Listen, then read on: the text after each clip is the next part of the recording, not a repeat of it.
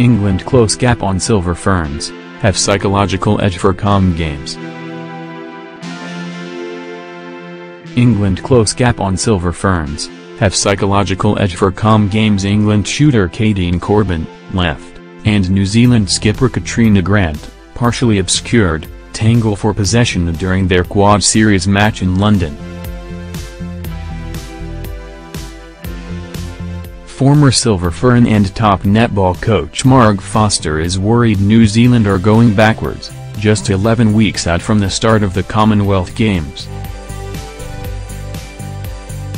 Foster hoped the Silver Ferns' 64-57 Quad Series extra time loss to England in London on Sunday, NZ time, would be the wake-up call they needed ahead of the pinnacle event of the year in April. New Zealand butchered a 6-goal lead with 10 minutes left, which Foster said was inexcusable. They had a chance to sneak in front and win in the final minute, but an errant Shannon-Francois pass was snatched by defender Ebony Beckford-Chambers. Marg Foster says England have closed the gap on the Silver Ferns and they better be worried. England's victory was their third over the Silver Ferns in 5 matches since last August, having only beaten New Zealand 4 times previously before that. The 7-goal winning margin was England's largest in history against the Silver Ferns. Foster knows the English game well, having coached in their Super League competition with the Loughborough Lightning.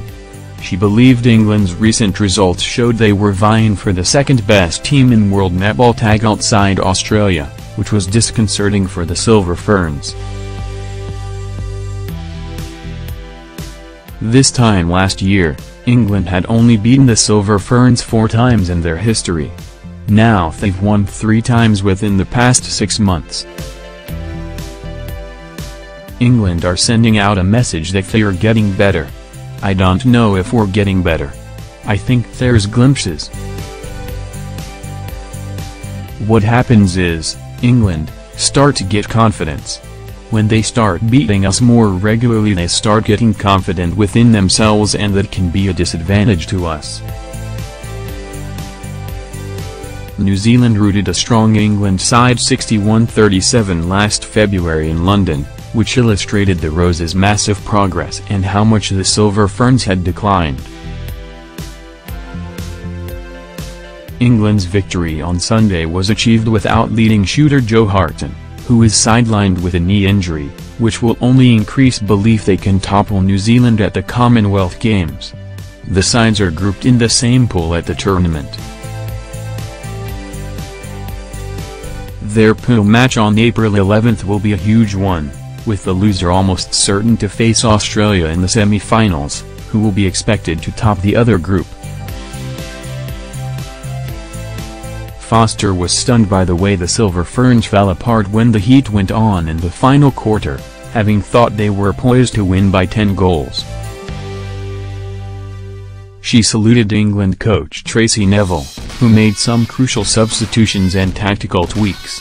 Foster said the players were essentially embodying the qualities of Neville out on court, compared to the New Zealand coaches, who were passive. It looked like one side was really fired up with the emotion and the coaches. The athletes came out and they played to that passion and heart. They really had that fire in the belly. When you looked at our lot, they were just sort of sitting there. While the loss will sting, Foster didn't think it was a monumental blow to the Ferns' Commonwealth Games gold medal aspirations. During the first and third quarters, they played some clinical netball, but just weren't replicating that over the full 60 minutes. This could be one of 2 things. This could make them come back more fired up and more determined. It will be a good wake-up call, I suppose, but we don't want to look at England being number 2 in the world. Foster called for Tipa Selby-Rickett to start in the shooting circle against South Africa in Johannesburg on Friday, NZT, in place of Bailey. Ferns had a quiet match by her standards and only landed 2 goals in the final quarter of regulation, which wasn't high enough volume.